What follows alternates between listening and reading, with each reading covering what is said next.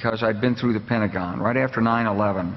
About 10 days after 9/11, I went through the Pentagon and I saw Secretary Rumsfeld and Deputy Secretary Wolfowitz. I went downstairs just to say hello to some of the people on the Joint Staff who used to work for me, and one of the generals called me and he said, "Sir, you got to come in. You got to come in and talk to me a second." I said, "Well, you're too busy." He said, "No." He says, "We've made the decision. We're going to war with Iraq." This was on or about the 20th of September. I said, "We're going to war with Iraq. Why?" He said, "I don't know." He said, "I guess they don't know what else to do." So I said, "Well, did they find some information connecting Saddam to Al-Qaeda?" He said, No. He says, "There's nothing new that way. They just made the decision to go to war with Iraq." He said, "I guess it's like we don't know what to do about terrorists, but we've got a good military and we can take down governments." And he said, "I guess if the only tool you have is a hammer, every problem has to look like a nail." So I came back to see him a few weeks later, and by that time we were bombing in Afghanistan. I said, "Are we still going to war with Iraq?" And he said, "Oh, it's worse than that."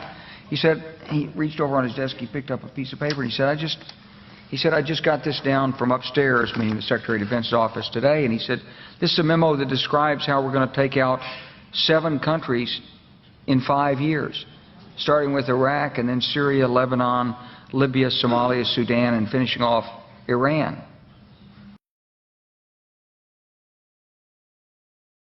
This is a memo that describes how we're going to take out 7 countries in 5 years, starting with Iraq. My fellow citizens, at this hour, American and coalition forces are in the early stages of military operations to disarm Iraq, to free its people, and to defend the world from grave danger. And then Syria. We had a chance to talk about a wide range of international issues, including the situation in Syria.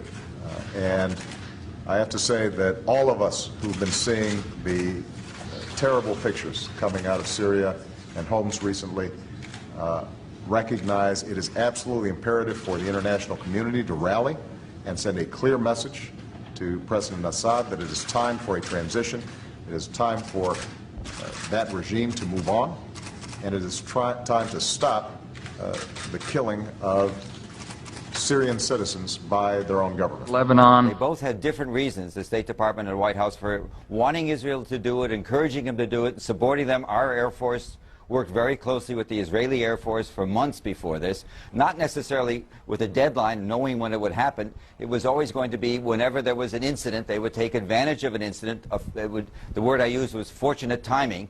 When Hezbollah grabbed some of the Israeli soldiers in early July, that was then a pretext, I think that's the only word, for a major offensive that had been in the works a long time. Libya. Today we can definitively say that the Gaddafi regime has come to an end. The last major regime strongholds have fallen. The new government is consolidating the control over the country, and one of the world's longest-serving dictators is no more. Somalia. Well, violence isn't only on the rise in Afghanistan. In fact, it looks like America's shadow wars have now increased by 1. Drone strikes have long been reported in Pakistan and Yemen, but now there's news that a week ago, a U.S. drone aircraft fired on 2 leaders of the Somalian organization Al-Shabaab. Sudan. President Obama is sending 100 combat-equipped troops to Central Africa to advise local forces on getting rid of one of the continent's most vicious operatives, Joseph Kony, the head of the Lord's Resistance Army, a group responsible for atrocities across the region. It's the first open deployment of U.S. ground combat power to Africa since the Black Hawk Down incident in Somalia in the 1990s that killed 18 troops. U.S. troops may wind up now in Uganda, South Sudan, the Central African Republic, and the Democratic Republic of the Congo. It's part of a growing military effort to engage in Africa. Finishing off Iran.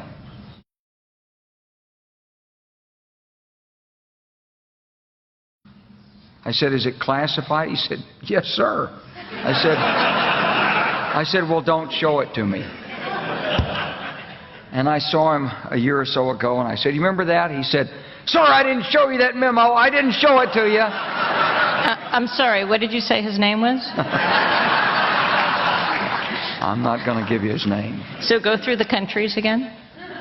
Well, starting with Iraq, then Syria and Lebanon, then Libya, then Somalia and Sudan, and then back to Iran.